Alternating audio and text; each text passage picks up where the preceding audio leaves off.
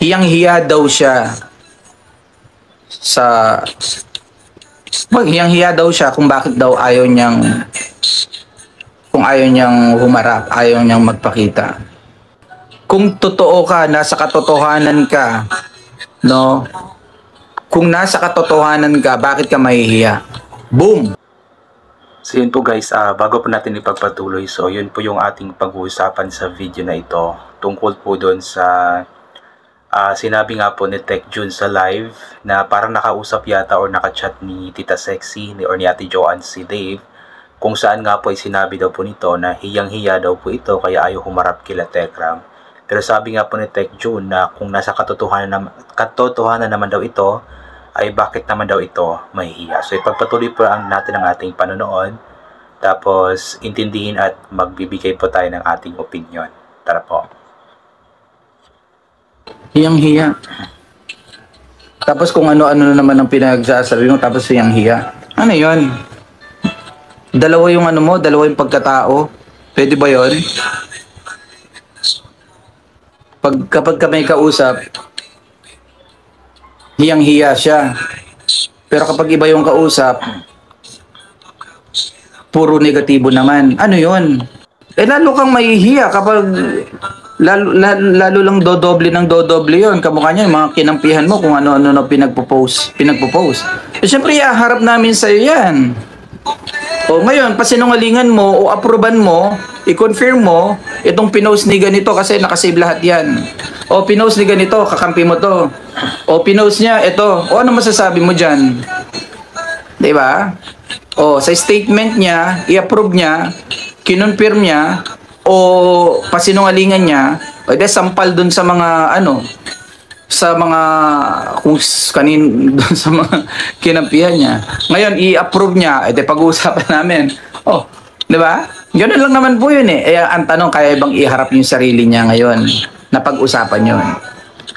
Yun po kasi yung problema doon sa side ni Dave kasi napakarami nga pong kumbaga nagpo-post ng about daw po sa mga sinasabi nga po ni Dave, which is hindi naman sila po yung nahihila pababa, kundi si Dave po. Si Dave po yung mas lalong nababash.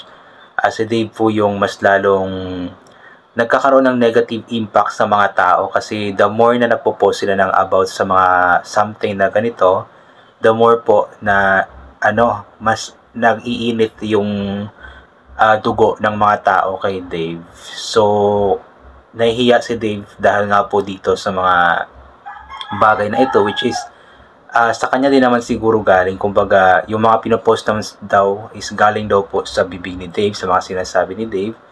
Kaya ngayon nahihiya na po siya. Ewan ko nga ba ano nang nangyayari dito po. Hindi ko alam kung haharap pa ba ito si Dave sa kanila o hindi na. Kaya ba niyang iharap yung mukha niya? Kaya lalo siyang maiipit kasi kailangan niyang panindigan yung mga pinagsasabi niya eh. Oo nga. Kaya siya marahil nahihiyang humarap. Kasi kailangan, wala siyang choice kundi tindigan niya yung pinupukol niyang information. Oh. Kung totoo ka, nasa katotohanan ka, no? Kung nasa katotohanan ka, bakit ka mahihiya? Boom! Sige nga, kung nasa katotohanan ka, lahat ng statement mo totoo, kaya mong tindigan ng katotohanan, bakit ka mahihiya? Dapat nga, the more na lalo kang humarap para maipaliwanag mo at maidepensa mo yung sarili mo dahil nasa katotohanan ka. Di ba? Oh. Kung nasa katotohanan ka, bakit mo kailangang mahiya? The more na kailangan mo ngang lumabas dahil sa alam mo sa sarili mong nasa katotohanan ka. Di ba? Dahil nadadrag ka, you speak. Diba? Nasa katotohanan ka eh. Agree ako kay Tech June dito. Kung talagang totoo po yung mga sinasabi ni Dave or yung mga ipinopost nila na galing nga daw po kay Dave, is dapat hindi mahiya si Dave kasi nga alam naman niya na nasa katotohanan siya.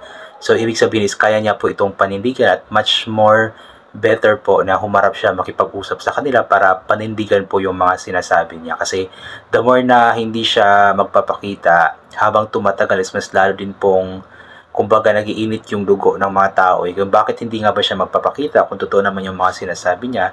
hindi humarap siya, patutuhanan niya yung mga sinasabi niya. Pero dahil nga siguro merong something na sinasabi natin or sinasabi nila na pagsisinungaling, kaya siguro ayaw ni Dave humarap at nahihiya po siya na harapin ang mga bagay na ito kasi nga talagang lalabas at lalabas kung ano nga ba ang katotohanan. Ang katotohanan, Katekram, pwedeng ipaglaban yan. Kahit saan yan, Katekram, basta katotohanan pwede mong ipaglaban. Kaya po tayo, kaya ho nating mag-ingay ng ganito. Kasi kaya ho talaga nating tindigan po itong mga pinagsasabi na ho natin simula sa umpisa.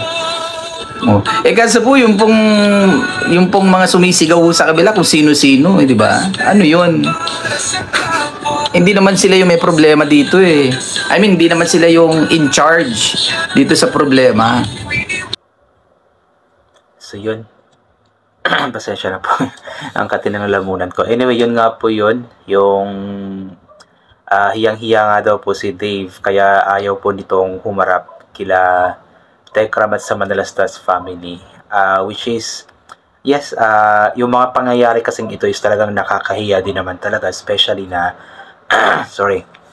especially po na may mga statement po na sinabi si Dave, which is mga negative statements nga po against kay Tekram at sa Manalastas family. So siguro yun po yung sobrang nahihiya siya. We are not sure din kung talagang galing ba kay Dave lahat ng mga sinasabi nito or lahat ng mga ipinopost ng mga kakampi niya, kasi yun nga po yung sabi ni Tech June na baka kumbaga walang verification ba na galing talaga kay Dave. Pero kung galing man talaga sa kanya yon at nahihiya siya na patotohanan ito, is talagang hindi matapos-tapos ang issue na ito. Kasi kung hindi niya talaga kayang harapin sila Tekram, hindi niya kayang patotohanan ang mga sinasabi niya na mga ganito ganyan, ay talagang walang patutunguhan ng issue na ito at aabot ito ng gaano katagal.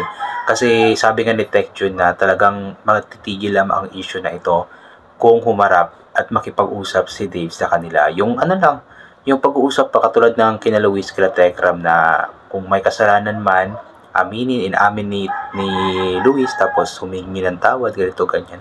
So matatapos naman siguro yung ganun. Pero yung kay Dave kasi is lumaki ng lumaki dahil nga po sa mga statements niya na pinopost din po ng kanyang mga kakampi. Ayan. So sana maayos na po ito, no, para maging peaceful na yung pag-iisip natin. So anyway, hanggang dito na lamang po na itong gagawin ko na reaction videos. Thank you so much po sa lahat ng mga palaging bumabalik sa aking YouTube channel. Inuulit ko nga po palagi na ugalin po natin magdasal, magpasalamat sa lahat ng mga bagay na ating natatanggap kahit na di po natin ito hinihingi. Kasi nga po lahat ng mga bagay na meron tayo ay kalob sa atin ng ating Panginoon, at wala ang mga bagay na ito kung hindi dahil sa Kanya. And always bring pa yung kapote, sombrero, or anything na pwede maging proteksyon sa katawan kapag lalabas po tayo, nang sa ganun kapag mainit ay hindi po tayo mainitan, or kapag biglang umulan ay hindi po tayo mababasa ng ulan. And always take vitamin C para maboost ang ating immune system at hindi po tayo matatamaan agad-agad ng kung ano-ano mang mga sakit-sakit. So ayun po, God bless and bye for now po.